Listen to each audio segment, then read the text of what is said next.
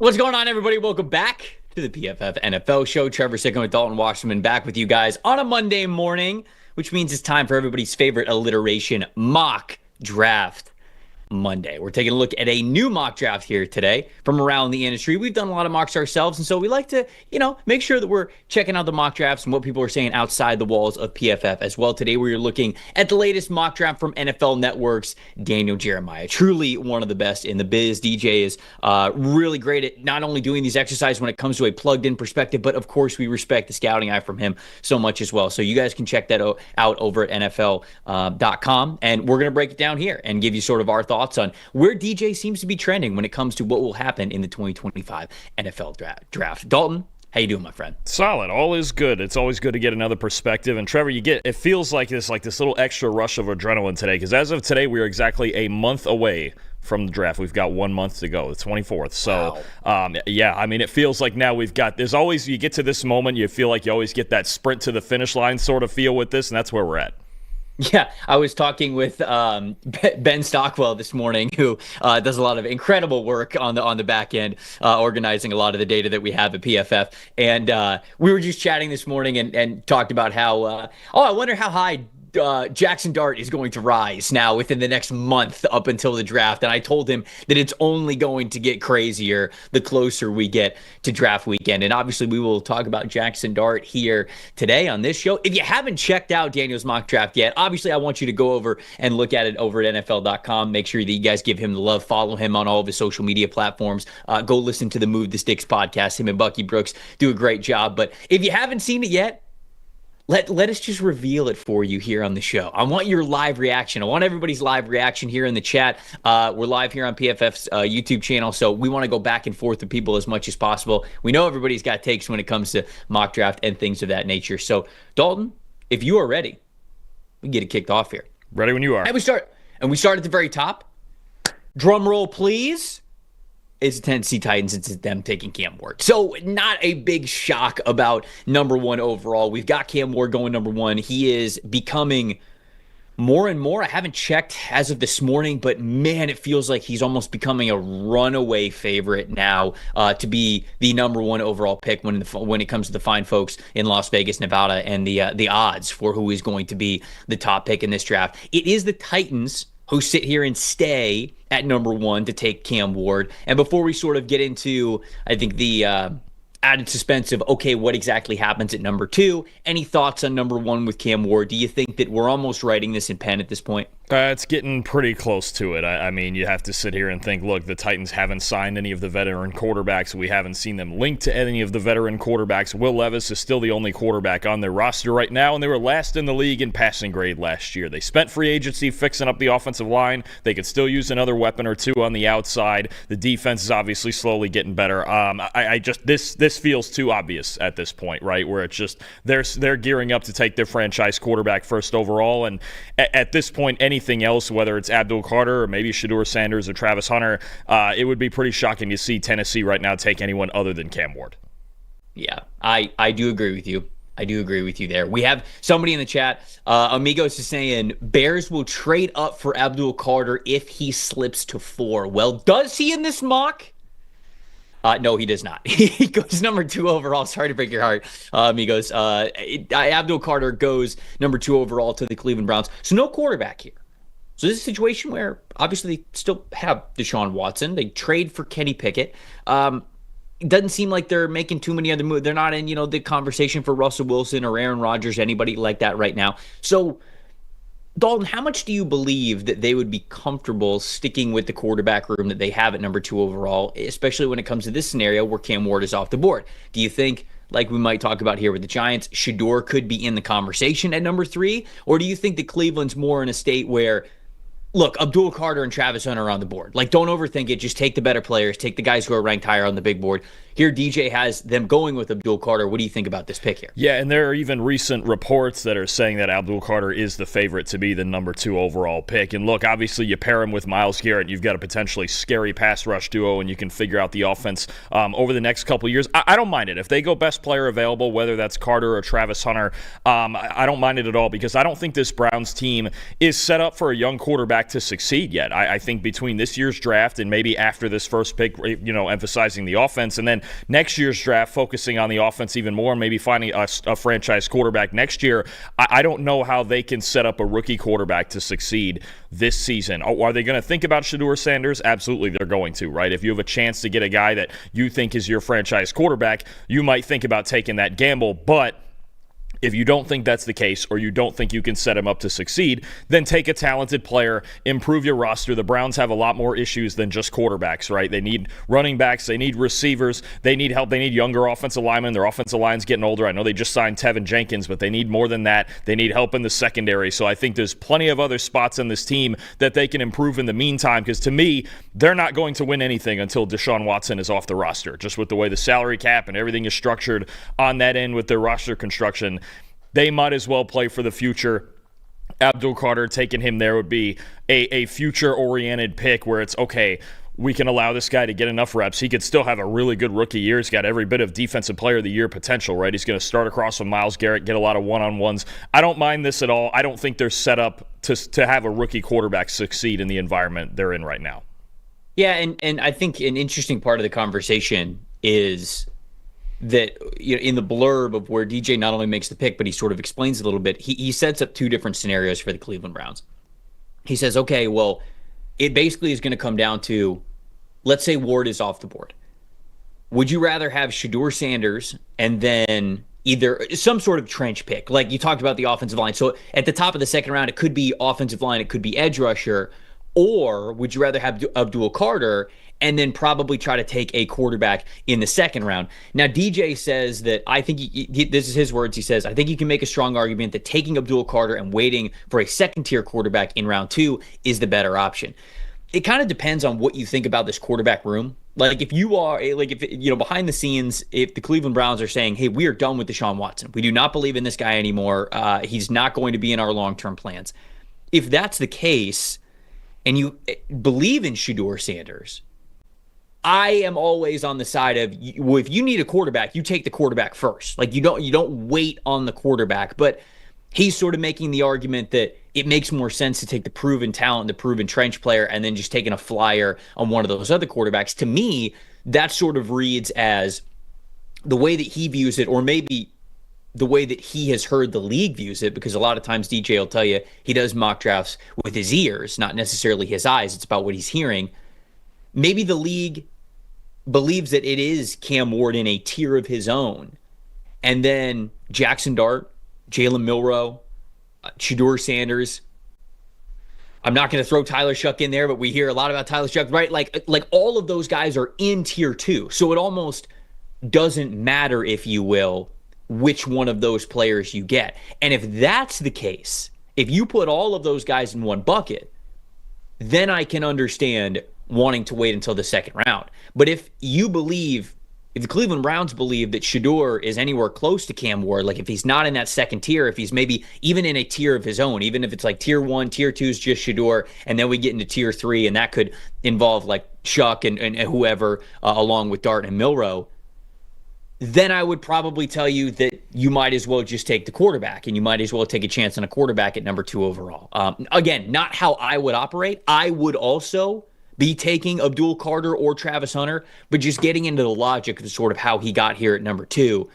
Wondering what you think about sort of that scenario of Abdul Carter and a quarterback in the second round, or a quarterback up front and whoever you can get in the trenches in the second round. See, I have a different feel with this, because if the league thinks like that, I disagree. I think, I have Shedeur Sanders QB1. I think him and Cam are very close, and I think those two guys are tier 1, and then we start talking about everybody else. So I would totally get that, the Browns are considering Shedeur at number 2. I would totally understand if the Titans, to me, were considering Shedeur Sanders at number 1, if they felt like there were traits there that they could succeed with, as opposed to Cam Ward, and I think the Titans, in a draft where you don't have the 3 most desperate teams for quarterbacks all sitting at the top, I think they would consider trading down, say, to number 3 with the Giants and swapping that and taking their chance on getting Shedeur Sanders instead at 3, but they can't guarantee that with not knowing where the Browns are at and how they feel about their quarterback situation. Maybe if they sign a Russell Wilson, they would feel more comfortable with that, right? Because I think if we see the Browns sign a veteran or somebody like Russell Wilson to go in there and start, they've already traded for Kenny Pickett. I don't think they're taking a quarterback at that point. I think it's almost guaranteed. They're just going to ride it out for a year with Russ, maybe even a 2-year deal, but most likely one. I just think right now we're not going to see that movement until we see that scenario and we know what the Browns are doing. But I get it. Look, they were the second worst team in football.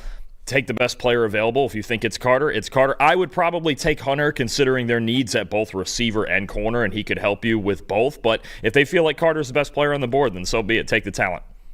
We'll get to what the Giants are doing there at number 3 in a second, but first shout out Morg. Morg said, "Yo, let's go." Made it into the live stream. Glad you made it. Getting into the chat, especially for a mock draft Monday episode of the show. We've got some talk about the Carolina Panthers. A lot of Panthers fans are really active this draft season, and we love you guys for it, and we love talking about the Panthers here. Ryan's talking about Mykel Williams and Shamar Stewart, talking about, okay, do they have similar floors? We'll get to those guys in a second as we get through DJ's mock draft, but Jacob's talking about one of those guys and maybe some other players, like throwing Jalen Walker in there potentially at number 8 and some of the fits. I promise I'll sort of get to more of your questions and what you guys are saying there as we get down to where the edge rushers are being picked.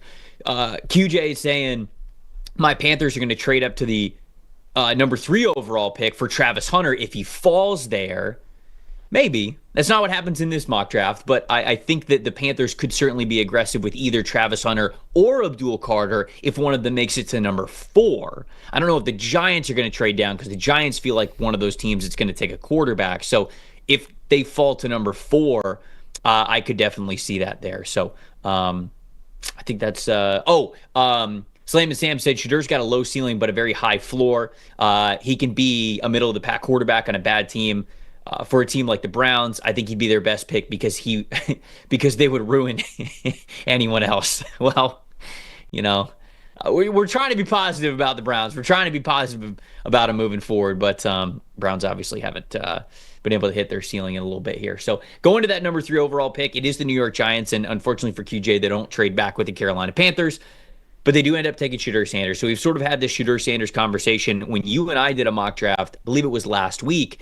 You had them, the post-free agency mock, taking Shadir Sanders here and having 2 quarterbacks go in the top 3. And it felt like, okay, we were moving towards this direction when we first got the final order, right around the middle of January, or whatever it was, first, second week of January, when the final order for the non-playoff teams became solidified. That felt like it was all the rage, right? Cam Ward and Shadir Sanders going in the top 3. And then we get a little bit further. Again, it's sort of at the combine, it feels like, okay, well, nobody's really talking about Shadir as if he would be a top 10 pick. So you see him sliding a little bit of mock drafts. Now, because the Giants and the Titans have done nothing significant at the quarterback position, it almost feels like out of desperation, hey, we're back on the table with these 2 guys being 2 of the first 3 picks in the draft. So the Giants do stay at number 3 with Shadir. And for as much as I was one of the people coming out of the combine, and I wasn't lying to you guys here, I couldn't really hear a lot of 100% conviction, like we're going to take Shadir, we're going to feel good about it in the top 5. It is what it is. Like, Giants basically have no choice at this point. They have to take one of Cam Ward or Shadir Sanders, and they basically have to pray that the Browns don't do it. Because if the Browns take Shadir off the board and Cam Ward goes number 1, Dalton, I have no idea what the Giants are going to do. I really don't. Do you extremely reach and take Jackson Dart at number 3? I don't think they do that. I think they'd probably trade down at that point. Maybe that's where QJ's reality sort of comes into account. But they take Shadir here at number 3. I think this is becoming a common pick. We obviously talked about it in our mock draft last week. But what if Shadir goes 2? What are the Giants? What do you think the Giants do at that point at number 3? I think they would trade down. I would trade down. I think for a team that wants Abdul Carter, for a team that wants Travis Hunter, or if there's somebody else they're that interested in with a 3rd pick, I think that's what I would do. Is you look at their team right now. Even when you think about Travis Hunter, right? You're sitting at receiver already with Malik Neighbors, Darius Slayton, Wan'Dale Robinson, and you just gave Slayton $12 million a year. Okay, you're looking at corner. They just signed Paulson Adebo. You have a former first-round pick in Deonte Banks. If you draft Travis Hunter, I think the scenario then is what, you're quitting on Deonte Banks this early? I don't know if they really want to do that, considering the resources they've invested into their secondary this offseason. Okay, then we look at Abdul Carter. You've got Brian Burns on a huge contract. You've got former first-round pick Kayvon Thibodeau. So essentially, if you're drafting Carter, you're probably quitting on or trading Thibodeau. There's a lot of obstacles to both of those guys. I think a trade down in that spot would be the most likely scenario. If they wanted to take Jackson Dart, then fine. Trade later into the first round, get some picks, add the depth to this team that's necessary to support them. The only thing I don't like about that is with where the Giants are with their current situation, they need a day one starter. They don't have time to develop this guy. They don't have a veteran currently to develop. That's what makes it hard, right? They signed Jameis Winston, didn't they? That's really what they did. They signed Jameis Winston for 2 years and $8 million. That's backup money, right? They're still looking for a starter. That tells me they don't want to start Jameis Winston, right? Unless they were to give him something closer to what Justin Fields got, or even 10 to 12, 14 million a year is what Daniel Jones got. They're not expecting Jameis to come in and start any games. I think right now you're looking at a team that, you're right, they need Shedeur Sanders to fall to this third pick. Otherwise, you've got a nightmare scenario where they're really scrambling, and Jameis really could be their week one starter, and I know they don't want that. Michael in the chat saying, I would pay millions to see Jameis Winston mentor Cam Ward. That would be, those two quarterbacks would just be the most don't give a you-know-what type of gunslingers that we have in the NFL. And I don't know if they would be the best thing for each other or the worst thing for each other. I really don't know, but it is two guys who have sort of similar thought processes there. So Ymir in the chat saying, Trevor's too impulsive to work in an NFL front office.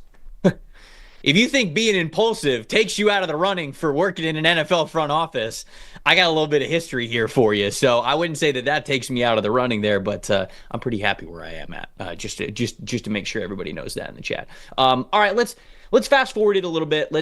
Actually, I do want to hit number 4 specifically and have this conversation before we sort of fast forward. We'll probably go in increments of 5 after that and pick some of our favorite selections here that we could talk about that are very interesting. But the first 4 picks and how they set up the rest of this draft, I think, are pretty pivotal. So he has the New England Patriots staying at number 4. And the interesting part of doing mock draft exercises right now is it feels as though everybody pretty much in a vacuum, when you're looking at your overall big boards, has Travis Hunter and Abdul Carter like tier 1. Like that is the first bucket. Whatever you have after that, you have after that. But that is pretty much unanimous and consensus that those two guys are at the very top. If we have 2 quarterbacks that go in the top 4, or the top 3, excuse me, one of them's making it to number 4 overall. One of Abdul Carter or Travis Hunter, and it almost just feels like an absolute dream for the Patriots, who aren't considering quarterback overall at any point because they have Drake May. And to me, this is my favorite pick in the entire draft, because I don't want to say like the draft starts at 4, because I think technically it'll start with whatever the Titans do if they stay at number 1, even though I think Cam Ward's probably going to be the pick no matter what. But when we get to number 4, that's where the fun really begins, in my opinion. Because we're in a situation where here in DJ's mock, he has them taking Travis Hunter, and he says in his blurb, hey, I know they need offensive line help, but how do you pass up on Travis Hunter? That's where the conversation gets very interesting. Dalton, do you think that Travis Hunter is good enough of a prospect to say, no, I wouldn't think about it, I wouldn't trade down here? Or are you in a situation where you look at New England and you see some of these teams that are picking a little bit further in the draft, maybe still within the top 10, and you say, yeah, we trade back a couple of picks, boast the fact that we have one of the most unique athletes to ever come through college football on the board for you to select, get a couple of day 2 picks in return, and still go and get whoever OT1 is in this draft, whether you believe it's Will Campbell, whether it's Armand Mambu, Kelvin Banks, whatever. Which one would you do if you were the Patriots here? It's funny because with Hunter on the board here, I don't think there's a wrong answer, because the Patriots also need receiver help. And if this is the biggest X factor for me, does New England feel like he can be a number 1 receiver? Because I don't think with them putting a ton of money into Carlton Davis and having Christian Gonzalez already, I don't think they would draft Travis Hunter to be a corner, or at least not a full-time corner. I think they would go the offensive route that we'd heard Andrew Berry talk about with the Browns of, we believe he's a receiver, we believe he can be one of the best receivers in the league. If New England believes that, then you stick and you take him, and he's your number 1 receiver for Drake May, and I have no issue with that. We can find offensive linemen at the top of the 2nd and 3rd round, right? If they don't believe Travis Hunter's an elite receiver, then you trade down. Again, the biggest X factor for several of these teams with Hunter is, What is their opinion? What's their plan? What do they think he can do? Is he a two-way player? Is he a receiver? Is he a corner? Is he moonlighting somewhere? What are we doing? That's really the decision. If they see him as a receiver, I think you absolutely take him. Because I'm with it. I have him as the best receiver in this draft. So, I mean, independently, if he plays there 80% of the time, I think he could be one of the best receivers in football. And as we've seen with Jamar Chase and, and Justin Jefferson and all these guys getting huge money at receiver, they very rarely hit the market, right? Even the Eagles were lucky enough to get A.J. Brown on the trade market, but even that's pretty rare.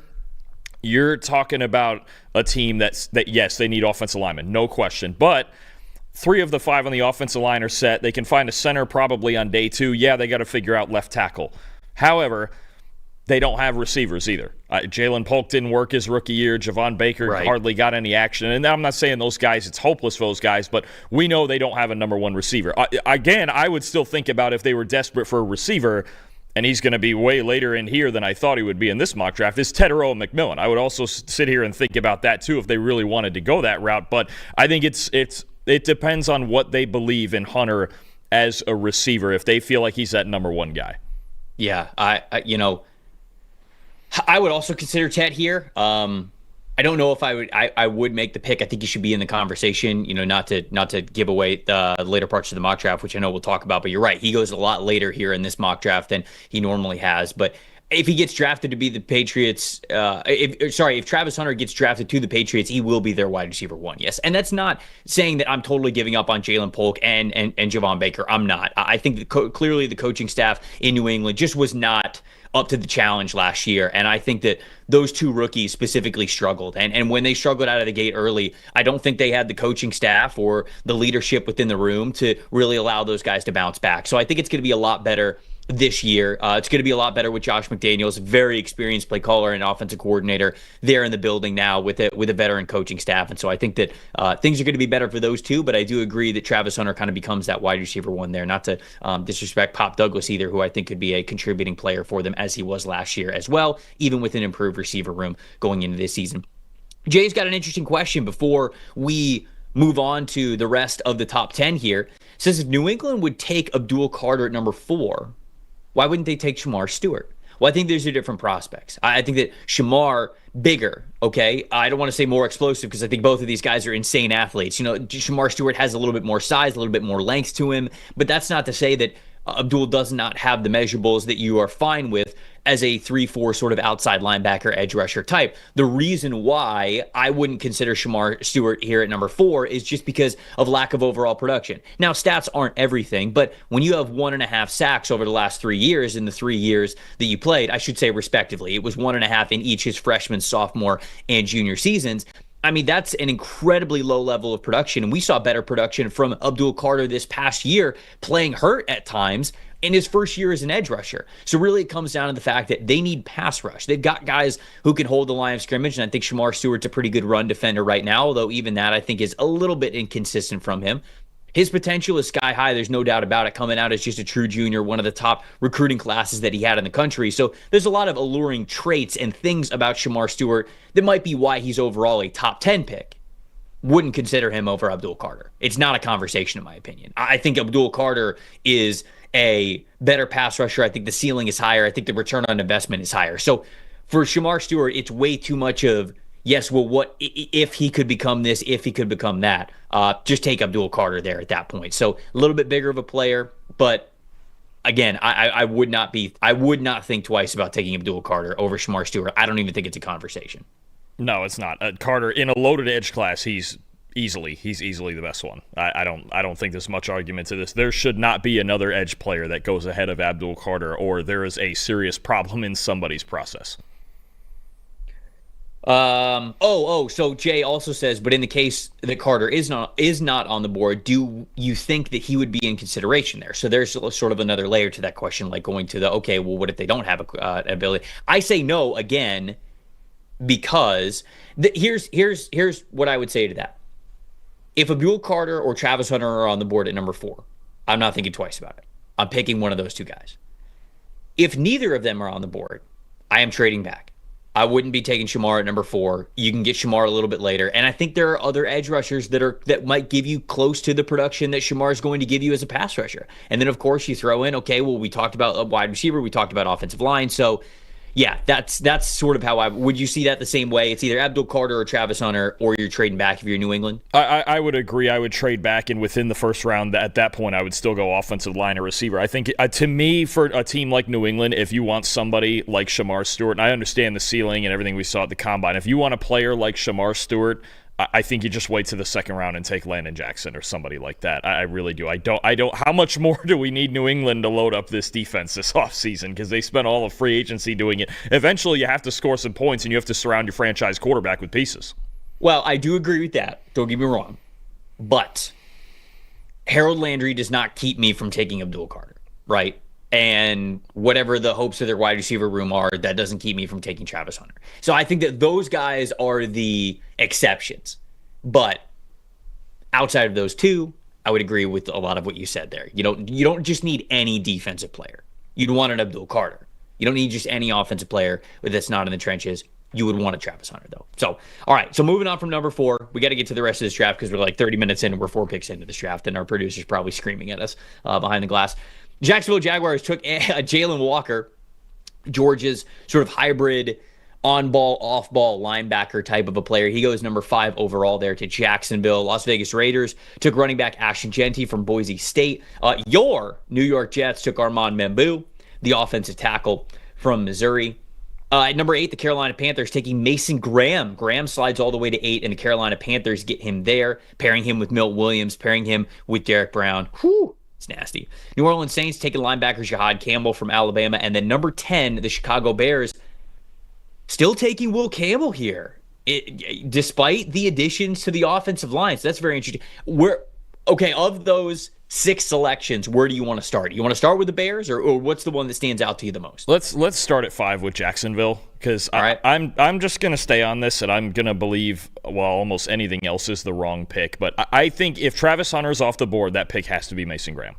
I don't see why it should be anybody else. And Jalen Walker, I mean, you look at, the two things that we think he could do in the NFL. You're talking about, is he a linebacker? Well, they still have Devin Lloyd, Foye Oluokun, even Ventrell Miller filled in nicely last year when one of them was hurt. You still have Josh Hines-Allen and Trayvon Walker, who obviously they're not giving up on Walker, and he's a movable piece who, if you want to mix up the fronts and move inside, he can do it. But at that point, now you're already moving around your first overall pick from a couple of years ago. I don't get anybody but Mason Graham. Really, Mason Graham, I think if Hunter's off the board, should be the pick at 5. I'm not getting off this. We got a month to go. I'm not getting off this. If we get this scenario on draft night, I'm going to tell you the pick should be Mason Graham. If they don't do it, I don't really understand it. That's just me. I just think he fits in so well, and I know they drafted a couple guys last year at LSU on day 2 and day 3, but I think first of all Mason Smith was overdrafted in the second round, and there's just no impact players on the inside. I think Mason Graham can actually complete that front 7 in a way that Walker couldn't. Carolina Panthers fans are yelling at me, so I need to correct myself really quickly before I talk about the Jags. I said that they got Milt Williams in free agency. It's because I was reading and talking at the same time. DJ highlighted the name Milton Williams in here, but of course came up short with Milton Williams because there was like a 45-minute span where, Milton Williams was a Panther, but then he wasn't. You're right. He's on the Patriots. That's on me, folks. Got to get back to the tape and get better. But they still were able to sign a couple of guys on the interior, Bobby Brown, Tershawn Wharton. Obviously, having Derek Brown and Mason Graham, it still makes for a dynamic duo there. But sorry, Panthers fans, didn't mean to give you that free agency PTSD there again. I think the Jags have a lot of flexibility. I don't necessarily think that they have to take Mason Graham at number 5. I think there's a lot of flexibility in where they could go. I believe that Jalen Walker will be pretty high on their board. I don't think they would do it, though. Unless the league is just way higher on Jalen Walker than I am, which could be the case. I agree with you that I think it would be Mason Graham, but I don't think it's a scenario where they're sprinting to the podium no matter what. I don't know if there's a player outside of Abdul Carter, but more specifically Travis Hunter, that they would just sprint to the podium for immediately. I think the Jags are going to have a lengthy conversation about everything that they could do here. And I think that James Gladstone is going to approach that scenario basically looking at it of, hey, we got 15 minutes to figure this whole thing out. Let's keep the phones open the entire time. So I think the Jags could trade back. I think that they believe with him and Liam Cohen coming in at the same time, they believe that they have a long leash, like a 3-4 year plan for whatever to work out. And with that, I just don't know if they're going to believe that there's a sprint the card up to the podium outside of a guy like Travis Hunter making it to them. So I also would have gone with Mason Graham in that scenario. Again, at 5, I've said this the whole time. 5 is too rich for me with Jalen Walker. But they say where there's smoke, there's fire. Way too many plugged-in draft analysts have Jalen Walker going into the top 10 for me to think that it's not going to happen. So it's not totally unrealistic, even if it's something that I wouldn't go with here. I do want to talk about, one, Mason Graham would, like I said, be a great spot for the Carolina Panthers. I think that would be one of the dream come true picks for them. New Orleans Saints go on linebacker. I don't mind this one. Brandon Staley comes in as their new defensive coordinator. They're going to be running, I think, just out of what Brandon Staley has done in the past. They're going to be running a lot of odd front stuff, a lot of 3-4 stuff. But Staley in his post-hiring press conferences, talked about, well, it's just all about who you have on the team, and it's all, you got to fit the scheme to the personnel, and it's much more about the personnel than the scheme. But Brandon Staley, when he was in charge of the Los Angeles Chargers, he gravitated towards the 3-4, and I think that he's going to still do that with the New Orleans Saints because they do have some players that can allow him to run that sort of front. Jahad Campbell does make sense for them because he is somebody who's sort of built with edge rusher measurables, a little bit to him, not quite, but he could play off-ball linebacker for you. He could be a great blitzer for you, whether it's up the middle between the trenches or off the edge. And so I don't totally hate that because this is a team that has to get a lot better at getting after the quarterback, whether it's from an off-ball inside linebacker position or more of an outside linebacker position. I think the Saints would have Jahad Campbell and Jalen Walker decently high on their board, which is something that you guys can see when we release our team-specific top 100 big boards that are going to be coming to you guys over the next couple of weeks. But I wanted to touch on that. And then I did want to touch on the Chicago Bears. DJ has them going with Will Campbell here still at number 10, despite the fact that they signed 3 new starters along the interior offensive line in trading for Jonah Jackson, trading for Joe Thuney, and bringing in Drew Dalton.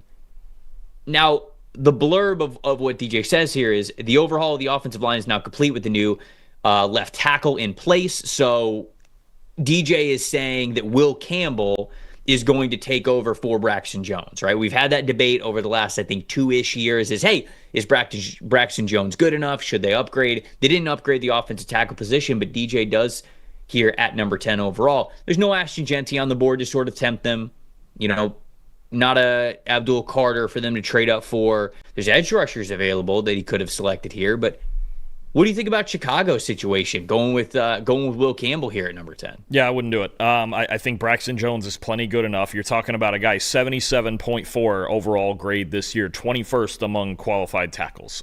Is he an all-pro? Is he Penei Sewell? Is he Trent Williams? Is he one of those guys? No, but I think Braxton Jones is plenty good enough. And that offensive line, to me, as it's built with Jones, Thuney, Dahlman, Jackson, Wright, I think there's no reason to touch that. I don't think it makes them any better right this minute as a football team. And you're talking about Braxton Jones, a guy who's going to be just 26 years old. I know he's gotten some flack from Bears fans, but honestly, I think that's more about he's played in front of 2 quarterbacks who hold the football way too long. Jones is a pretty good player. Again, is he on a certain level with the All-Pros? Not necessarily, but he's not that far from that second level or maybe even in that second level.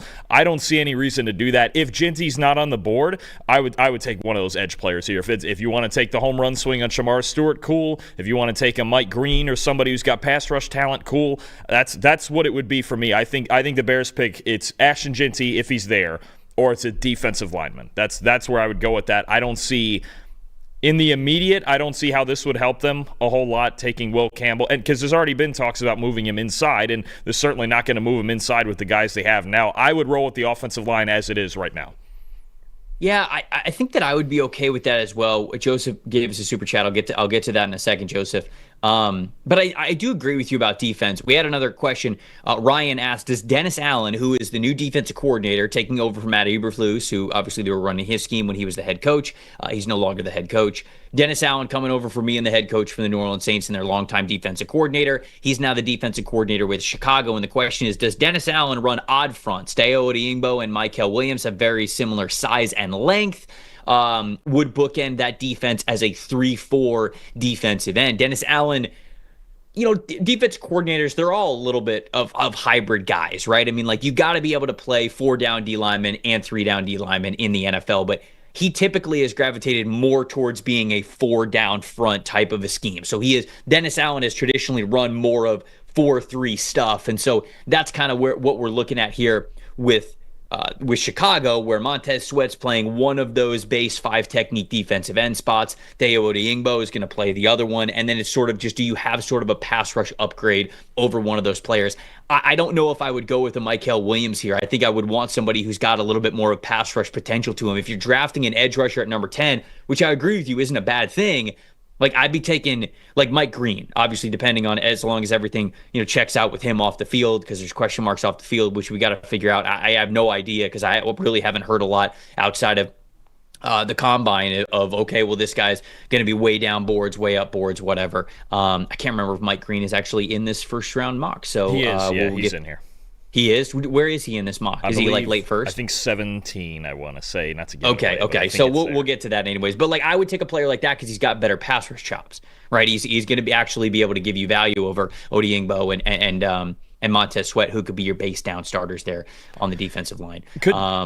Could this be, just looking at just run defense and some metrics we have here, could this also, is defensive tackle completely out of the question here? Because I'm looking at it, they don't have a single defensive tackle that graded higher than a 61 in run defense.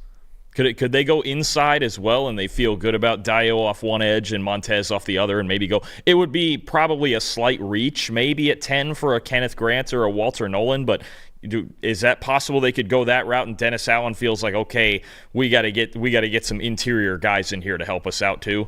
Is that something we're not talking about enough?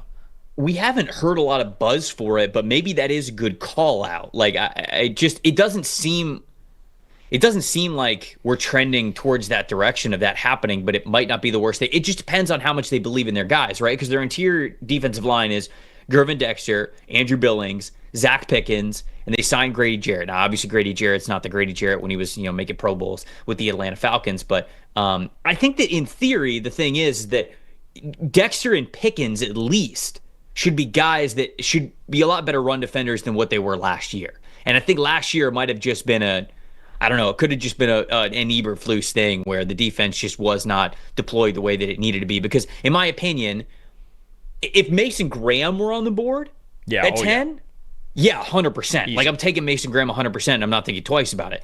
But if it's like maybe Kenneth Grant, but you throw in Walter Nolan in that conversation as well. I think it's a little early for guys like Derek Harmon or Darius Alexander, players like that. But in theory, you have guys who should be good run stuffers on the team already. So I would say if it's not Mason Graham, it's an interesting conversation to bring up. But I would still go more towards edge than interior defensive line. Joseph gave us a $10 super chat. We appreciate you, Joseph. Thank you so much for it.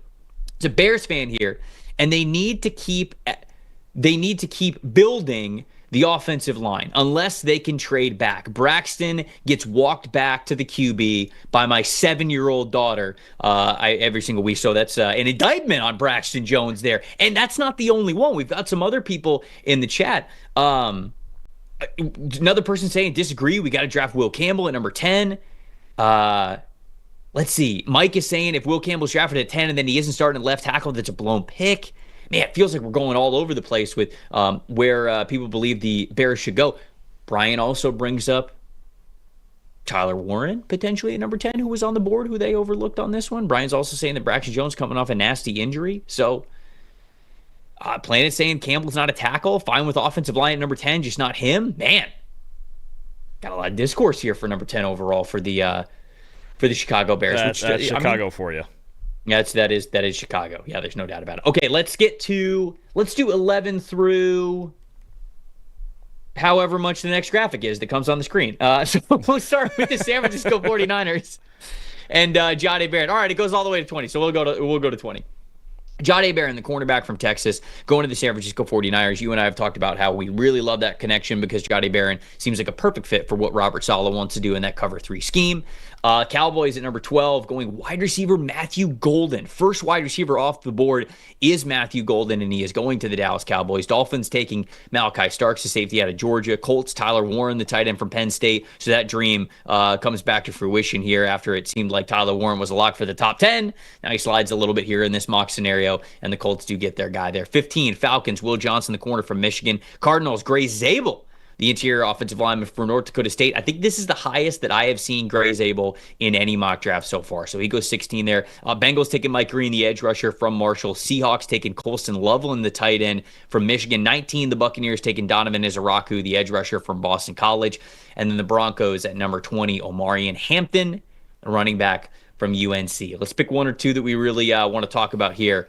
Dalton, what's the first one that you want to bring to the conversation? We have generally talked about him going higher than this, as high as even 7 to the Jets. But if Tyler Warren ever got in Shane Steichen's offense with the way all those RPOs and the stress, the emphasis on yards after catch, good luck. I mean, if they figure out whatever the quarterback situation is, Anthony Richardson, Daniel Jones, whatever, if Tyler Warren gets in that offense, the Colts are cooking, man. I mean, you're talking about Michael Pittman, Alec Pierce, Josh Downs, Tyler Warren, A.D. Mitchell. I mean, that offensive line, I mean, they are built for a quarterback, any quarterback, to have success in this scenario. I think had he fallen to them, I think he would have taken Brock Bowers last year, and that would have worked in that offense perfectly. If they get Tyler Warren and everything he can do with the ball in his hands, especially even without that, even just the blocking in the run game, right, with that offensive line in front of him, this would be the dream scenario for the Colts. Honestly, they spent money in the secondary. They could still go secondary or even edge rusher if Warren's not on the board. But if Tyler Warren's on the board, I think it's a home run for the Colts.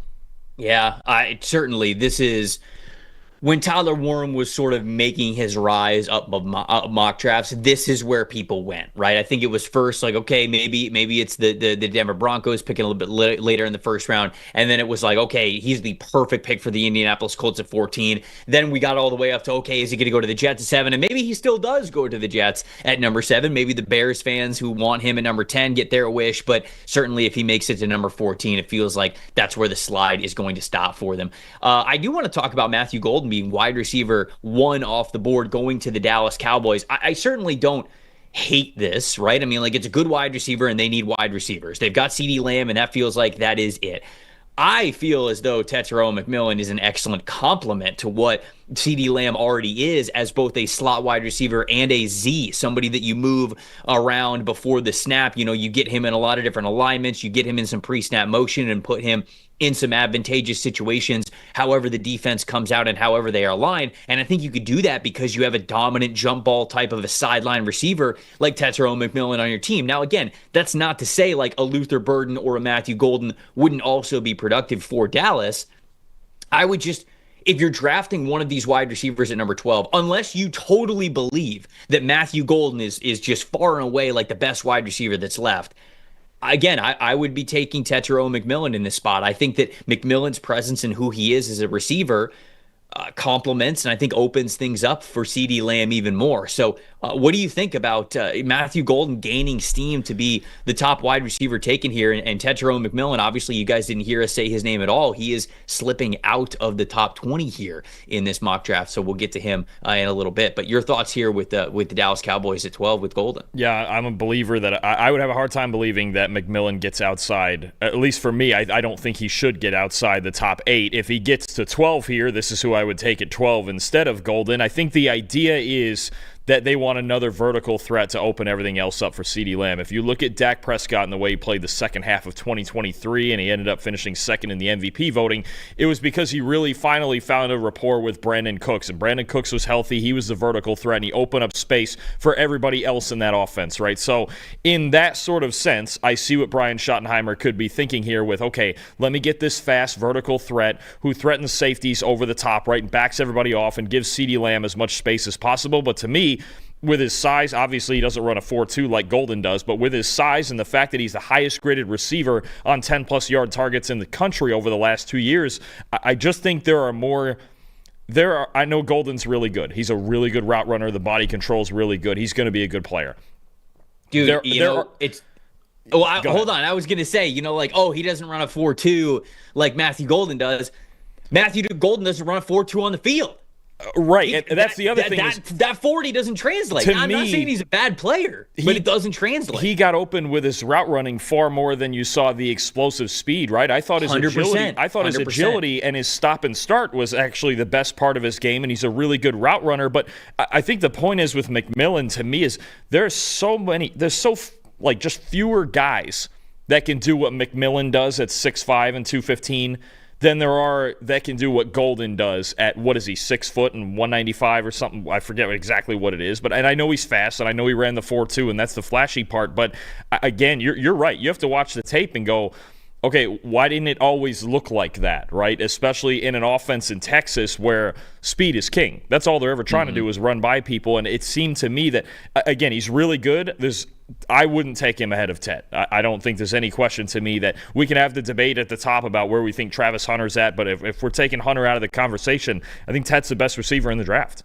Yeah, Jake's saying Matthew Golden, Henry Ruggs, or John Ross, bust. I wouldn't take it that far. I still think he's a good player. Slasher also in the chat a little bit earlier was saying, hey, there was somebody that compared Matthew Golden to Stephon Diggs. He was saying he doesn't quite see it like that, but that was me. The somebody was me. That was me. I think that Matthew Golden and Stephon Diggs have similar games, and the reason why is because I thought Golden was going to show up and run something more in the mid 4.4s, closer to 4.5. And he runs a lot faster, but again, I don't see that speed on tape. And who was saying this? I think Morg was saying this in the chat. He's like, he's getting underthrown. That's why he's not playing with 4.2 speed. But I even see that in the after the catch stuff, that he's not, turning on the jets and absolutely blowing by people. So he's a really good player. I think he could be an excellent route runner. I think he could potentially be a great wide receiver at the NFL level. I just don't have him over Tetro and McMillan. And I think that specifically for Dallas, this is a situation where somebody in the chat was asking, hey, is Ashton Genty on the board? No, Ashton Genty is not on the board at this point. So they didn't have that to think about there. Could have selected Tyler Warren. People are pointing that out in the chat. But again, I'd be taking Tetro and McMillan here.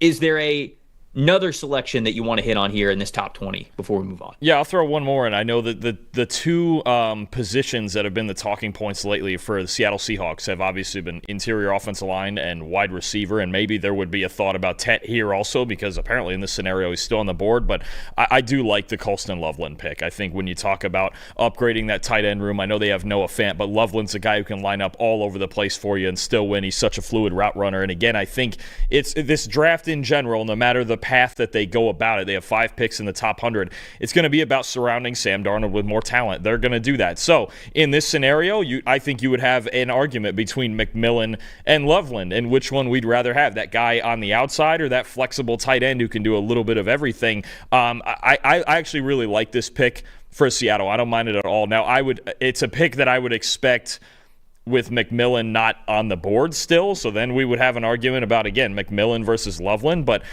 I'll keep saying it. I don't think Seattle's in as bad a spot as people think. Yes, there might be a year of a transition period here, right, without Geno, without Metcalf, without Lockett, but I think they have a real opportunity to build up with the talent that they need in this draft with their defense already mostly set. Yeah, again, the only pushback that I would really have with the Seahawks taking Colston Loveland at 18 is just the fact that McMillan's on the board still. Now, outside of that, though, I agree with you. I totally love it. I think he's an excellent complement to what they have with Cooper Kupp and Jackson Smith-Njigba. Now you get a taller, big-bodied guy who could play on the line of scrimmage for you. He could act as a big slot for you if you want certain situations, just to throw a curveball at defenses. You can also play Colston Loveland as an X receiver on the outside. So if you like the fact that he can play in line for you sometimes, more than, obviously you would get with Tetro McMillan, because that wouldn't happen at all with him. Okay, I can understand that. But if not, if you're looking at just the receiver point of things, again, I would be taking Tet here. I think the Will Johnson connection to the Atlanta Falcons is a really good one. And again, just to give people a little bit of a teaser for it, we've started building our team-specific top 100 big board. So that's us taking the PFF big board and moving guys up and down based on what we see from defenses and offenses, like where we think that players would actually fit on certain teams. So you're bringing guys up and down the board depending on what these schemes run. For the Atlanta Falcons, they're running a good amount of single high stuff. It's a cover 3 defense. They're playing a lot of off zone coverages. So like that's something that they're looking for a corner. And I think that even though they definitely need a pass rusher, I'm not saying they don't, Will Johnson's also pretty perfect for them. He really is. I could absolutely see Raheem Morris gravitating towards Will Johnson, especially if he is on the board here at number 15. So they need help along the defensive line. There's no doubt about it. But the Falcons, who don't have a lot of picks in this draft, who could be trading back here from number 15, if they're sticking it in the first and the second round with the picks that they currently have, in my opinion, one of those picks is going to be on the defensive line. The other pick's going to be in the secondary. It's going to be a corner or safety. And so if you like the value and you like the talent that you have here at 15, I don't think it's talked about enough that they could absolutely take a Malachi Starks, a Will Johnson, somebody like that if one of those guys are on the board. Now, Malachi's not because he goes to the Dolphins at 13, which I love Malachi, but I think that I would go offensive line there. So we'll see. We'll see how they end up going. But Falcons taking corner. Do you agree with what I'm saying? Should that be on the board? Or you got some good pass rushers that are still there. Would you not even consider it? No, it's absolutely on the board. I think both Will Johnson and Jahdae Barron would be awesome fits in their defense. You mentioned it. Raheem Morris' zone defense really wants those guys in off coverage and seeing the football. I think they'd both be fantastic fits. And, regardless of whoever's on the board here, they have a great decision to make, right? And I think it's a win-win scenario. You're talking about, okay, here, you've got Will Johnson, you've got Mike Green, you've got Donovan Ezeraku, you've got James Pierce Jr. Those stand-up edge rushers are guys that Raheem Morris likes, and those off-ball zone coverage corners are guys that Raheem Morris likes. So I think it's a win-win for the Falcons at 15 here. Again, if Jahdae Barron was on the board too, I think that would absolutely be another good fit. So they've got a lot of options to play with. And let's just say Johnson is gone before this too. Then you just pivot and take an edge rusher. That's fine. I think between a deep edge class and a couple of guys at corner who would really complement their defense well and complement A.J. Terrell well on the other side, I think it's starting to look like this is going to be a win-win scenario for the Falcons. They're going to get something they desperately need in the first round of this draft. Morg and Slasher in the chat are talking about them potentially going linebacker as well, with Jalen Walker and Jahad Campbell being high on the board. I think both of those guys are going to be pretty high on the board for the Atlanta Falcons. But in this scenario, both are off the board. Both, in fact, went in the top 10. So didn't have the chance to consider one of those two, although I agree with you. I think the Falcons will have Will Johnson ahead of Jahdae Barron on their board. I just think that they're going to like the length of Will Johnson. And to be honest with you, I think they're going to like the 2023 tape of Will Johnson. I think that Raheem Morris is just going to gravitate towards that, and just that plus length that he has. I feel as though Will Johnson would be ahead of Jahdae Barron on the Falcons' big board. So there's the top 20. We're going to get to the rest of Daniel Jeremiah's first round mock draft. But before we get to that, I got a question for all the parents out there. What does your child's future success look like for you? Maybe it's them just, getting to work a job that they absolutely love. Maybe even working for themselves, for a small business. Maybe it's them traveling the world, just living a comfortable lifestyle, no matter what that looks like. You guys can help them achieve that with a kids investment account from Fabric by Gerber Life. Fabric by Gerber Life was designed by parents for parents to make it easy to plan for and manage your family's financial path. With a kids investment account, this specific account from Fabric, you can start investing in your child's future today. Your kids can't invest while they're minors, but this kids investment account allows you to invest on their behalf and gives their investments more time to grow. It can be used for basically anything. When they're still kids, it's tuition, it's sporting events, it's music classes, it's things like that. And then when they're older, maybe it is you helping them start that business or that passion project. Maybe it's buying their first house, buying their first car. Whole thing is online, very easy to set up. Starts just $20, no contribution limits to it. Tax advantages, funds are SIPC insured up to $500,000. Plus, there's no commission fees on it, just a low, flat monthly maintenance fee. Join the thousands of parents who trust Fabric to protect their family. Start investing in your child's future today at meetfabric.com/PFFNFL. That's meetfabric.com/PFFNFL. Portfolios are managed by Fort Washington Investment Advisors Incorporated. Additional services provided by Apex Clearing Corporation. All investing is subject to risk. You can learn more at meetfabric.com. All right, getting back to Daniel Jeremiah's mock draft, which somebody in the chat was wondering where you can find this. Go over to NFL.com. I believe you can search their NFL draft tab, or you can just Google Daniel Jeremiah mock draft. It'll be the first thing that pops up. It'll take you over to NFL.com. Make sure you guys are following all of DJ's great work as well. He does an incredible job covering the draft. He is one of my favorites, and so make sure you guys are going to support him and his work as well. Number 21, it's Pittsburgh Steelers. This is where the Jackson Dart rise. I don't even know what to call it at this point, Dalton. This is where it stops. He is a Pittsburgh Steeler here at number 21. Obviously, there's been talks about Aaron Rodgers. No Aaron Rodgers in hand. So right now, I believe it is just Mason Rudolph. And so they obviously would need a quarterback for the future no matter what, whether Rodgers is there or not. So Jackson Dart there at number 21. This is where the slide stops for Tetairoa McMillan with the Los Angeles Chargers. I could not love this pick anymore. Maxwell Hairston, the cornerback from Kentucky, after a phenomenal combine, going to the Green Bay Packers at number 23. Nicky Manwari, the safety from, speaking of guys that had incredible combines, the safety from South Carolina, go to the Minnesota Vikings at number 24. Good Lord. Nicky Manwari, I don't know if I'm stealing your thunder here, but Nicky Manwari in a Brian Flores defense, absolutely terrifying. Houston Texans getting an offensive tackle and Kelvin Banks Jr., Los Angeles Rams. Trey Amos, the corner from Ole Miss, sneaking into the first round here at number 26. Derek Harmon, the defensive tackle from Oregon, going to the Baltimore Ravens at 27. Detroit Lions at 28, getting Michael Williams, the edge rusher from Georgia. 29, Washington Commanders getting Azareye'h Thomas, the corner from Florida State there at number 29. 30, Buffalo Bills, Kenneth Grant Jr. I feel like that's a dream pick for them there. 31, Kansas City Chiefs, Josh Simmons, the offensive tackle from Ohio State. And then number 32, the Philadelphia Eagles. How does he do it again? He can't keep getting away with it. Shamar Stewart, the edge rusher from Texas A&M, going to the Eagles at number 32. Where are we starting here, Dalton? I'm starting at 22 with Tetairoa McMillan, a guy who I don't think should get outside the top 8 or maybe top 12 if we're stretching it, and he goes to the Chargers, and he's exactly what they need, a big 6'5" ex-receiver who excels downfield, the top receiving grade in the nation over the last 2 years on 10-plus yard targets.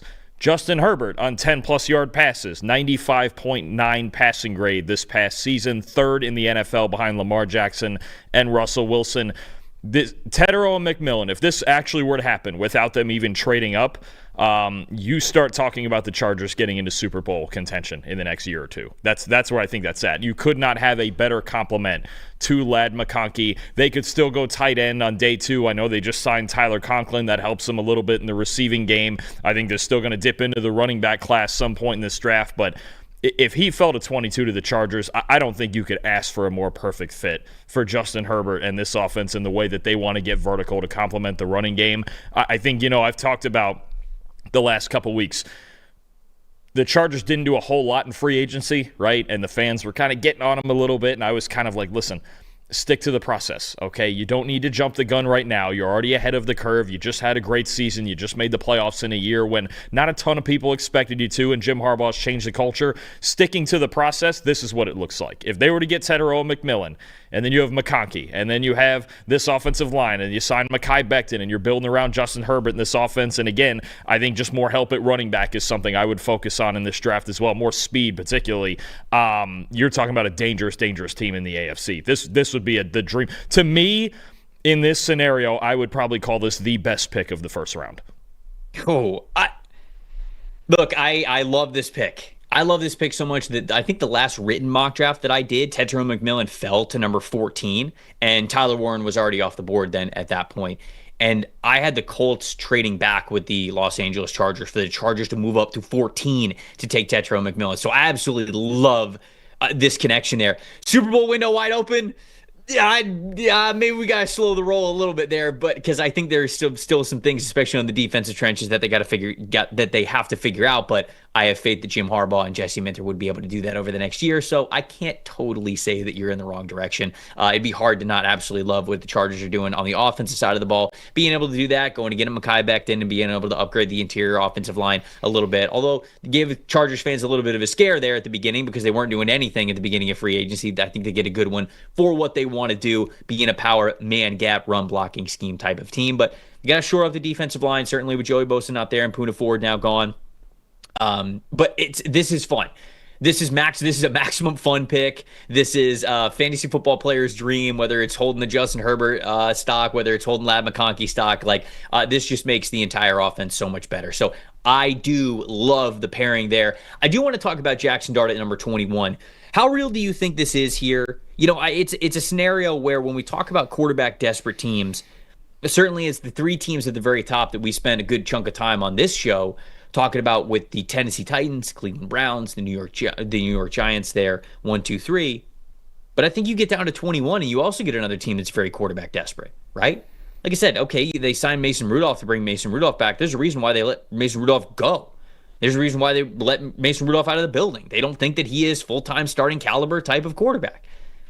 They've had the opportunity to sort of sign Aaron Rodgers and come away with a deal that both teams feel good about. But to be honest with you, there are reports that, they met for 6 hours at the facility and they left and it was just no deal done. I think it was no deal done because both sides understand that they're not jumping to really make this happen.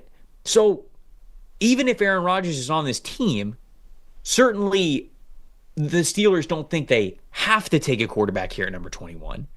But by signing Darius Slay, by trading for DK Metcalf, you sort of address the two glaring needs that you had on your roster outside of quarterback. You kind of do that in free agency to give you this type of flexibility. Do you think it's legitimately on the table that if Jackson Dart's on the board at 21, he could be a Pittsburgh Steeler?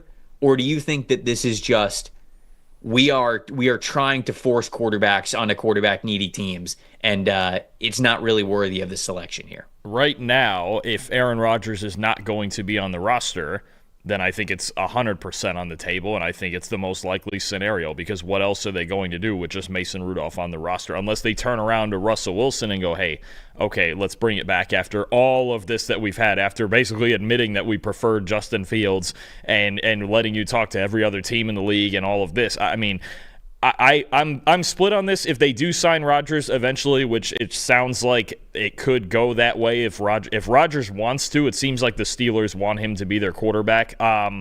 Then I'm much more split on it. Knowing the Steelers, I actually don't think they would do it if they had Rodgers in the building. I think they would make another win now sort of move, whether, you guys have talked about defensive line. I don't know how much I agree with doing that because it's already the strength of this team.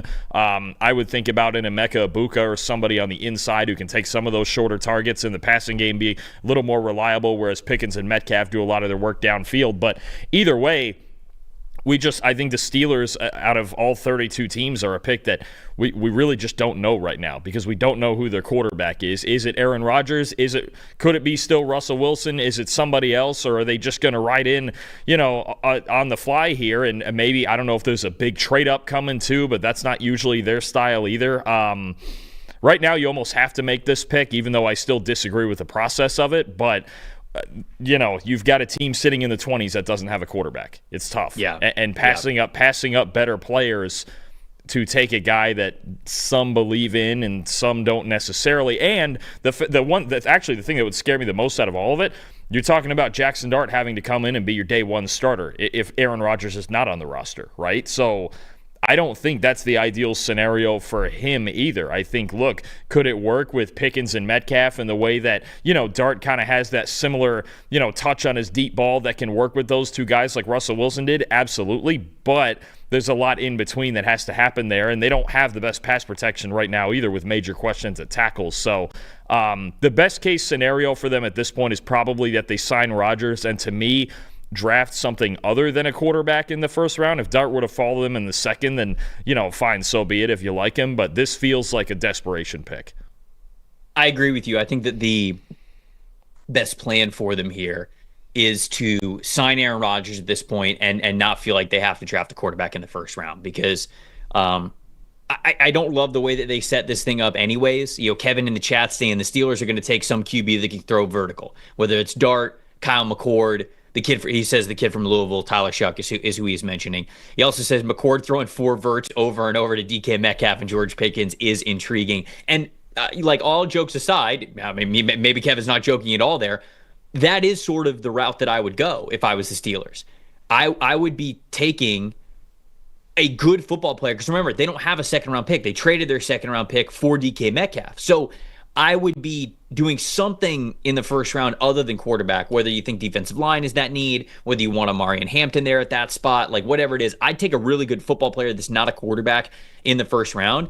I'd sign Aaron Rodgers, and then I'd pick somebody in the third, fourth round, right? Like I'd pick a Kyle McCord, a Tyler Shuck. Like genuinely, I think that that's a good strategy for them, is maybe a early day 3 selection or something in that third round there. I wouldn't be forcing it unless they love Jackson Dart and truly believe that he is going to be their quarterback in the future. That's then I guess you can't really argue that, because again, they don't have a long-term plan at quarterback, and every team in the NFL needs one. But that's sort of my thoughts on that. I wouldn't be going quarterback here. I wouldn't be forcing it. But if the Steelers really believe in that, then that is what it is. Green Bay at 23, not taking an edge rusher, instead taking Maxwell Harrison. I actually think that this is a really good call out by DJ as a different type of draft strategies, because as frustrating as their defensive line has been, and how frustrating it was when they weren't able to get after the passer last year, Rashad Gary's still making a lot of money. They still have Lucas Van Ness. They have Devontae Wyatt, who I think played better last year in that true 3-technique defensive tackle position. They have Kingsley Enagbare. They have Brenton Cox Jr. Like, they have names along the defensive line. It's just a matter of playing better. When it comes to their secondary, they barely even have names in the secondary, right? They signed Nate Hobbs, but Nate Hobbs' deal was almost more of like a giant prove-it deal than anything. It was $48 million total that he could earn, but I believe it was only $16 million in guaranteed. Kalen King's their backup at slot, and we saw how poor Kalen King played in his last year when he was at Penn State, and how poor he played when he was at the Senior Bowl, so it's hard to say that they rely on him a lot. They have Jair Alexander, but for how much longer? It feels like he could be on his way out. They don't have Eric Stokes anymore. They have Carrington Valentine, who's been good in spurts for them, but they're in a situation where they're bringing in Nate Hobbs, but he is new to that scheme, and he's a new player for them to play in the slot. And then it's Keyshawn Nixon and Carrington Valentine if you're moving on from Jair Alexander. Like, that, in my opinion, can't be your cornerback duo going into next season. You've got to add somebody else, especially when you are in a division with the Chicago Bears and Ben Johnson now being in Chicago, the Detroit Lions, who the Detroit Lions are still going to be good, breaking news, and then the Minnesota Vikings, for as great of a year as they had last year with Kevin O'Connell and Sam Darnold, and I understand it's J.J. McCarthy now, but he's still going to cook things up for you. So you got to be ready to cover those 3 teams. You're playing them 6 times a year. Yeah, so absolutely. I think that the cornerback pick for the Packers is going to start to become more popular, kind of like it was at the beginning of draft season, and I really don't mind this one here with Harrison at 23. I'm curious what Jeff Hafley thinks. If they go corner, I think the guessing game is which one, right? Because what you have is a coach who in the past at Boston College ran a ton of man coverage, made more of a switch to some zone, in part because they were thin at corner this past year. If you draft somebody like Hairston, you're going to dig in on the ladder. In 2023, this year, 2024, he had some injuries, right, and things like that kept him out.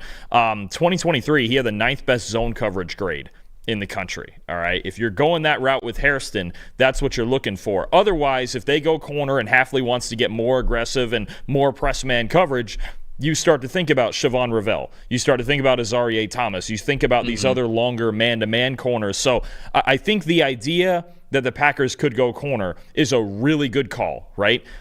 I would just be curious as far as which type that it is, right? Right. I don't know if with his injuries that Will Johnson could fall into the 20s, but he's a really good man-to-man corner as well. I know he can do a little bit of everything, but he was one of the best man coverage corners in college football for 3 years, right? So I think it's more, to me, if you're going to go corner, it's kind of a placeholder, and it's hard to project which name it could be, because I'm sure they like several players, but what type of guy does he want? Because I think those 2 guys that I mentioned, especially Ravel and Thomas, would be on the board here if Hafley wants to get more aggressive. But either way, you're right. They need more bodies in that room no matter how they go about the scheme. Chad definitely agrees with you, pointing out that Green Bay typically has some thresholds for size and athleticism when it comes to the cornerback position. Would they overlook some of that for Maxwell Harrison, who's a little bit shorter of a corner? Maybe they would, just because he's a great athlete. He was one of the best athletes that we had in the class that we saw and got confirmed in Indianapolis at the Combine. So perhaps they end up doing that. But typically they go for those bigger, longer cornerbacks. So you're right. I think the chat is agreeing with you there. It might not be Hairston, but it could be a different corner, one that's built a little bit bigger. Let's go one more team each here from the back end of Daniel Jeremiah's latest mock draft here. Who do you want to point out? Who do you want to talk about here? I think one of us has to sort of mention Shamar Stewart here and just the roller coaster it feels like this mock draft is with him landing at number 32. But is there another prospect team pairing that you want to touch on? I mean, to be honest, I'm stuck between two, so I'll just kind of loosely go with both of them. I think he got two home runs here. One, if Kelvin Banks Jr. getting to Houston at 25 would be a best case scenario. Absolutely. Awesome I think it would. I think he's a guy who should go in that top 15. I think that run of teams that you talk about, the 49ers went corner instead of offensive line. I think Banks would be a great fit there. Miami at 13, if they didn't go secondary, I think Banks would be a great fit there. I think Houston getting Kelvin Banks with the base, I know he doesn't have the longest arms, but the base he has in pass protection, you can get in that zone scheme in the run game. I think that would be an absolute home run. I think that's as good as you could feel coming out of a first round if you're Houston. And then the Bills with Kenneth Grant. I think it's exactly what they need. I think yep. Kenneth Grant falling this far would be exactly what they need. I think he's a perfect complement to Ed Oliver. I know they just signed a couple of guys, although two of them are suspended now on that defensive line. The Bills need either a pick like this to fall to them, or again, the next time we do a mock draft, it's very likely I'm going to find a way to get the Bills in a trade-up scenario. Maybe to get Kenneth Grant, maybe to get a Walter Nolan, but to get a player that they want, an impact player that fits their defense, that can make a significant impact. I think getting Grant to fall here at 30 would make a huge impact. The way he eats space, he doesn't move backwards. He can open up space for the linebackers. Again, I think a really good compliment to Ed Oliver and the rest of that defensive line. Kenneth Grant to 30 here, too, would be a big, big pick for the Bills. Yep, I agree. I think it's a home run. I think both of those picks in the trenches, huge home runs. Kelvin Banks Jr. to Houston, and then Kenneth Grant getting to Buffalo. If that happens, I mean, it's perfect for them. I think that it's perfect for the Rams, too, if they're able to get Trey Amos. I'm a bigger Trey Amos believer, I feel like, than a lot of other people. And I felt like he should have been a fringe first-round prospect for a while now. Now we're seeing to get some love for him. I think the Rams absolutely need that type of corner on the outside. So him going to the Rams, they're at number 26. I really do like that selection. The last thing that I want to talk about here is just, we've got Mykel Williams here at number 28 going to the Detroit Lions. We've got Shamar Stewart, number 32, going to the Philadelphia Eagles. James Pierce Jr. didn't make it into this mock draft. And so we've got edge rushers now going late. And I think this is just one scenario that DJ's trying to just paint the picture of what it could look like here. But I don't think it's totally out of the question. And look, We've talked about this a lot, and somebody in the chat, I can't remember who it was talking about this earlier in the show. It feels as though picks 8 through 32 could basically be going any way, right? It feels like if you told me Mykel Williams was going to go number 8 overall to the Carolina Panthers, I'd go, yeah, all right, I guess I could see it. If you told me that Mykel Williams is going to go 32 to the Philadelphia Eagles, I go, yeah, I mean, I could see it. I could justify it. It's going to be wild what happens in this draft. And I don't think that a lot of times we do these mock draft exercises and people will see them and they'll be like, no way this player is lasting until this long. No way this player is going this high. I just think we're in a draft where the words no way or no shot or there's no way this happens, like they need to be out of your lexicon entirely. We have no idea what's about to happen. And for us we've been a little bit lower on Shamar Stewart and Mykel Williams when it comes to pro projections, just because we didn't see the pass rush production from both of those guys. Could it end up manifesting? Sure. But we say that for guys all the time. We said that we heard people say that about Tyree Wilson. We heard people say that about Lucas Van Ness, right? We heard people say that about plenty of edge rushers where you go, well, they'll be better in the NFL. It gets a lot harder to be better at the NFL. That's why there was, the old Bill Parcells, the way that he was drafting, the thresholds and the guidelines that he had is like, you got to be productive. If you didn't do anything in college, why would I think that you're going to be a better pro? Now, there's some times when, whether it's injury or different scheme or just whatever, that there's reasons why you could sort of tell yourself that you could be a little bit better. But it's hard people just don't make these leaps when they go to the pro level. And so as crazy as it is to see a guy like Shamar Stewart, who we started this show having a conversation with one of the people in the chat talking about him going number 4 overall, and he goes 32. I just don't think it's as far-fetched as people might believe. I think the NFL is going to be all over the place with where they view these guys, and it's just going to become very scheme specific about where these guys end up going. There's not a lot of unanimous, you just take the talent and you figure it out later. Some classes there are. Last year's class, loaded in a lot of positions. And it was almost like, okay, well, did they fit exactly what we want to do? Maybe not, but he's just too talented to pass up. There's not a lot of those players in this class. And I think because of that, it's going to be a little bit more streamlined into who fits what in each defense and offense wants to do. So I wanted to touch on those two picks there, with those guys being so later in this draft. Yeah, I think for me, the draft really starts in earnest at 7 with the Jets. I think Cam Ward at 1 makes a ton of sense. Ward, Carter, Sanders, Hunter in the top 4 make a ton of sense, right? For me, it would be Mason Graham or bust at 5 with Jacksonville. That's just me. I know there's other people, the measurables, the shorter arms, or whatever, the weight at the combine. Although, isn't it reported that he went to his pro day already 10 pounds heavier? I think it was. Who is this? Mason Graham. Yeah. I mean, if he weighed in a little bit, if he really plays at 315 and he moves the way he did on tape, I'm taking him at 5. And then to me, 6 should be Ginty or McMillan. And then beyond that, once I get to the Jets at 7, then I have no idea. It could be Membu, it could be Warren, it could be McMillan if he's on the board. I still wouldn't even take edge player off, or maybe even some sort of defensive lineman off the board for them. I don't think corner is a possibility now, probably because they signed Brandon Stevens to a decent size contract. But that, to me, I think the first 6 picks are starting to narrow down for me, unless we get a real surprise. And again, I wouldn't take Walker 5, I would take Graham. But I think once you get from 7, like you mentioned, all the way through, good luck. Good luck. This is always the fun part, where you get all the different combinations, and the next month of mock drafts is going to get wild. But that's, for me, I think the only part that's sort of kind of taking shape here is the top 6, and beyond that, look, we're just out here throwing darts at the wall.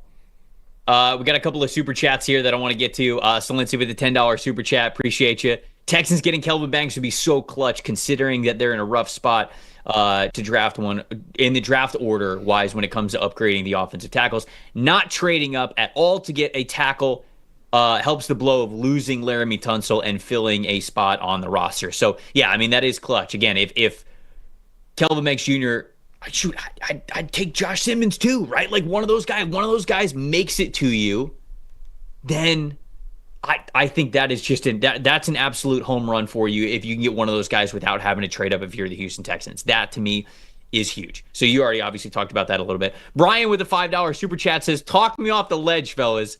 Land Larison, the running back from UC Davis, is a dude. He says Christian McCaffrey 2.0. Gonna keep it a buck with you. Had no idea who that was. Literally just looked him up. Like as the question was asked. I'm looking at his stats right now. Over 1,500 rushing yards this past season. 80.2 rushing grade. Let's take a look at the missed tackles force. 64 missed tackles force this season. It's pretty good. 0.22 missed tackles force per attempt average. Let's see what the whole career average has been here. All right, mid 0.2 missed tackles force per attempt averages over the last 3 years. Not bad. That's not bad. That's pretty solid. That's solid. It's not elite, but it's pretty solid. Let's see what he was as a receiver, because maybe talk about Christian McCaffrey 2.0. Okay, here we go. Now we're cooking. 90.5 grade as a receiver out of the backfield. 856 receiving yards. 667 of those coming after contact. Got a handful of contested catches. All right. Okay. Missed tackles forced. He's got 18 explosive plays in the passing game. Wasn't invited to the combine, so don't know a ton about him. But all right, Brian. Hey, your super chat went a long way because you introduced me to a prospect that I didn't know in this class who maybe, I've got some extra time. I'll be able to do that. Ben in the chat with the 199 saying good morning, chat. Welcome back. Appreciate you, Ben. Shout out to the PFF staff. We got some Scattaboo discourse in here. Duncan saying Scattaboo feels like a Charger. Eric staying Scattaboo in the third, maybe. Where we got Scattaboo going? Now I'm scrolling up. Brandon said, anybody else think that Scattaboo to the 49ers makes a lot of sense? It looks like an Alfred Morris clone. Morris was a monster when he was in Shanahan's offense when he was in Washington. FAU legend, Alfred Morris, keep in mind. Can't forget that. FAU legend right there. Yeah, Duncan said the Scattaboo feels like a Charger. Brand saying, I don't think Scattaboo goes before the third round with all the running back talent in this draft. Denver would make a lot of sense, too. I think Scattaboo could maybe sneak into the second round, but I think probably most likely he's a third round pick. I can agree with that. I would consider him on the back end of the second round. I think Denver is a spot with a second round pick that I had thought about. Where are they picking in round 2? I have to see this. That's somewhere I think if they don't go running back in DJ's mock draft, they had Hampton in round 1 at number 20. So which also makes sense. I mean, Denver needs running backs. If Scadaboo went 51 in the second round at Denver, I could see that. That would make some sense to me because, I mean, you're just talking getting behind that offensive line with Quinn Miners and those guys, I think would be a whole lot of fun. Wait, hold on. Who said this in the chat? Eric? Said Scadaboo has 0 stamina, puking the whole second half after carry number 17. No thanks. He runs like a 4.8. It's like 300 carries this year. Yeah, the stamina. Scadaboo had the 4th most carries in the FBS. What do you mean he doesn't have any stamina? Is like the number one reason you watch him. You want to watch Cam. You want to watch Cam in the fourth quarter of games. That was like the most fun. What are you talking about? That was like the most fun thing to watch in college football this year was Cam Scadaboo in the fourth quarter. I mean, against Utah, against Texas, in all their big games. I mean, he did it the entire game against Iowa State. That was fun too. But no, the stamina and just the absolute will to run everybody over. That's the reason you watch him. That's the reason he plays. Honestly, he's one of those guys. There's times I watch him, I don't even think he cares what the score is. He just wants to run somebody over. No, 100%. Now, I will admit, there are too many times where he's just like, okay, I care about getting contact with this guy instead of probably making the most out of the play. So I don't know how long he's going to last in the NFL. I am just a sucker for dudes who will give you everything that they've got on every single carry. And that's Cam Scadaboo. And I understand he's not the fastest guy in the world, but again, I'm all for it. Shout out to Daniel Jeremiah over at NFL Network, NFL.com. Another very fun mock draft to be able to analyze, like I've been saying throughout the show. Please, you guys, go follow all of DJ's great work at Move the Sticks. Go listen to the Move the Sticks podcast. Go support him and everything that he's doing over at NFL Network. He is one of the best in the business. The mock draft madness does not stop this week. We're going to have some more mock drafts to analyze here this week. We're also going to talk about the wide receiver position a little bit later. We're going to go through some updated wide receiver rankings, not just get to the guys at the very top, but also some of those fits that we love a little bit later in the draft, some of the gems, all that fantastic stuff. So make sure if you guys are not subscribed to the channel, you do so you don't miss any of the great action. We're also going to have some very fun one-off videos. You know, there's an updated sort of Jamar Chase and T. Higgins video. We're going to talk about sort of the chemistry of both of those guys and, you know, how often they're going to be able to get the most out of all of them. Is it going to be a repeat of what we saw last year? Is it going to be even better? So we'll dig into that a little bit. I'm going to have some mock draft simulator scenario videos for you. So again, we're going to be doing a lot of stuff, not just the live shows, which you guys can get every Monday, Wednesday, and Thursday, but also a lot of these one-off videos as well. Wow, I was about to sign off, but we got a couple more super chats. So Dalton, I hope you got Cam Scadaboo stamina here because we got a couple more that we got to get to. Zips, $10 super chat. We love you. Thank you so much for it. Says, I don't understand many draft boards picking offensive linemen when most of the top prospects are projected as guards. But I didn't see the Bears address the guard position in free agency trades. Oh, he's saying didn't the Bears address the guard position in free agency and trades? So, Zips, we did go over that when we talked about that selection at number 10 overall. I love Will Campbell. I do. DJ is taking Will Campbell, and the explanation he gave was that he is going to upgrade Braxton Jones so that Will Campbell is going to start at left tackle for the Chicago Bears. So it wasn't a pick where a lot of times we've seen Will Campbell go number 10 overall to play guard or center for the Bears. This was a pick where he believes that he's going to be an upgrade at left tackle. So just real quick, because since we talked about that like over an hour ago, your thoughts there with Will Campbell going 10 overall. Do you feel like it's a reach? Do you feel like some of these offensive linemen are just reaches in general because they might be guards? What do you think, Dalton? No, I don't think so. I don't think Campbell would be a reach in a vacuum with the 10th overall pick. I just wouldn't pick that out if I'm the Bears. I think the Bears' offensive line is set as it is. For me, again, Braxton Jones was the 21st best tackle in football last year. Darnell Wright, I believe, was just ahead of him at 18. I think they are just fine at offensive tackle. I think the improvements on the interior with two of the best players in football, and Drew Dahlman and Joe Thuney, plus Jonah Jackson, who's got that connection with Ben Johnson from the Detroit days, I don't see any issue with that. Look, I'm looking at Braxton Jones right now. Over the last his 3 years in the NFL, he's got an 80.5 grade. That's the 22nd best tackle in football. If you're talking about a guy who's a low-end top 25 tackle, I don't think you're getting immediate improvement. I mean, would you expect Will Campbell to come in and grade in the low to mid 80s in his rookie season? I think that's a tough expectation. You're asking him to do something that, say, Joe Alt did last year for the Chargers, right in that area, right? So I don't think it would be a massive improvement. If you're looking at the Bears and trying to maybe, let's just say, let's build a case that, okay, maybe with this offensive line and Ben Johnson in there, they could be a wild card team next year.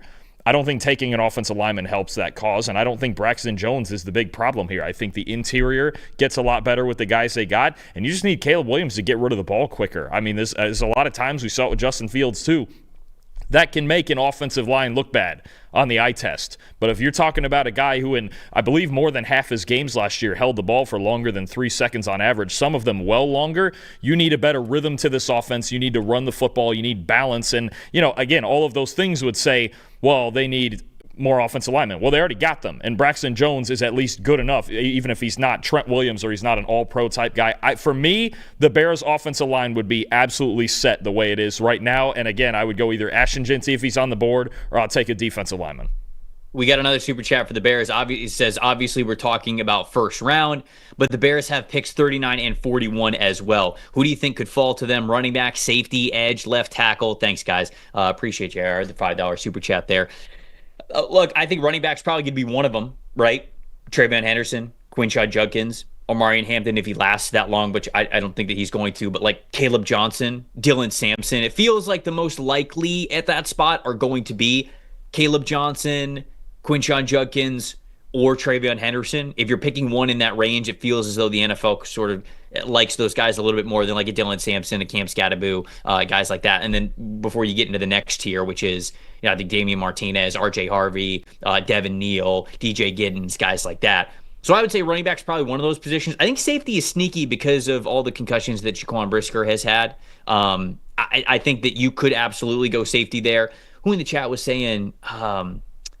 I think, and Dennis Allen, I was just going to say it. Dennis Allen's defense is a little more aggressive than Matt Eberflus. Actually, yeah, Xavier Watts, low moving costs. That actually would make some sense in the second round. I think, look, the Bears have, I think, one of the biggest luxuries of anybody in this draft, picking 39 and 41, 2 premier second round picks almost back to back. I think it's a huge luxury whether they want to take 2 players there or if they want to trade up or down. If you were to package those picks and you wanted a second first round pick somewhere, let's say in the early 20s, I don't see anything wrong with that either. Right? I think the Bears are in a great spot when it comes to what they did on their offensive line, not having to take offensive linemen. And even then, if you wanted to spend the 10th pick somewhere on Jeanty or the D-line, you still have every opportunity on day 2 to take a solid developmental offensive lineman that maybe doesn't have to start right away, and then you just keep that machine moving. Yeah. Man, who said this in the chat? Sean said this in the chat. Okay, but what if the Bears trade both of their second-round picks to jump into he says top 15, top 20, and be able to come away with Ashton Jeanty and a great defensive lineman? I mean, I think that's the best scenario, to be honest with you. I really do. That's insane, but I mean, we can't, with those two, with 39 and 41, you can't really take it off the table. Those are 2 great picks, or even, let's just say, because we've seen it happening. He actually wasn't even in the first round of this mock draft.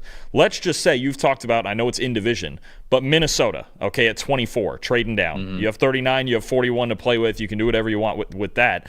Get up to 24. If you come away in this draft with Ashton Jeanty and James Pierce Jr., that's an A-plus first round. That's an A-plus draft. I almost don't care what you do with the rest of it because you got those 2 guys as talented as they are. You got the best back in the draft, and you got a speed rusher that you really don't have on your team right now. I think that'd be incredible. I like that strategy more and more. You know what? I might have to do a little one-off Bears video now, exploring potentially what that could be if they get a little bit aggressive there. So last thing, real quick, Trevor. Good idea, Sean. Cam Scatterbo, producer Eli here, was sending me some numbers in the second half of games this season. 4th most carries in the second half of games. 3rd most rushing yards. I assume Ashton Jeanty's one of the guys ahead of him. 3rd most missed tackles forced. 3rd most first downs. I'm assuming Jeanty's one of the guys ahead of him in all those categories. So Scatterbo, he's telling me now, that Jeanty, of course, is going to be first on every list ever because that's what we have. But no, Scatterbo certainly has the stamina to be a workhorse. And honestly, I keep saying it, underrated receiver, too. He can make plays in space. I agree. Just because he's a bigger guy doesn't mean he can't do it. We got to end this Scatterboot talk, or we're going to start a war in the chat. Maybe it's good. It's good for engagement. All right, a little bit of a bonus time that we had here on this mock draft episode. Like I said, please subscribe to the channel if you guys haven't yet. Don't miss all the great content that we're putting out this week and getting you ready for the 2025 NFL draft every single week until then, which Dalton pointed out at the beginning of the show. 1 month away. I'm Trevor Sikkema. This is Dalton Wasserman saying thank you guys so much for watching and listening to the PFF NFL show. We'll see you guys next time.